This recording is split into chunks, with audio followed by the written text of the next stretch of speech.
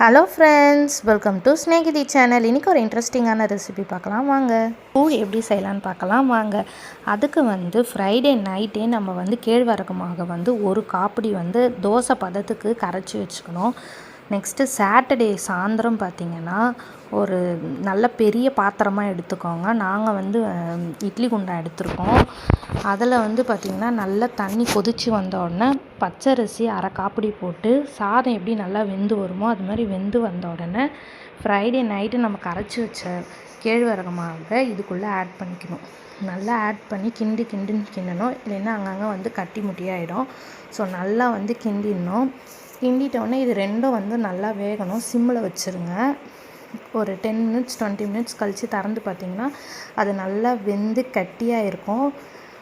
அப்போ அடுப்பை ஆஃப் பண்ணிவிட்டு மறுநாள் சண்டே ஒரு 11 மணிக்கு நம்ம எப்போ கூழ் ஊற்றுறோமோ எடுத்து வச்சுக்கணும். ஆனியன், கர்டு, தண்ணி, உப்புலாம் போட்டு கரைச்சிக்கணும். அவ்வளோதான் கூழ் ரெசிபி.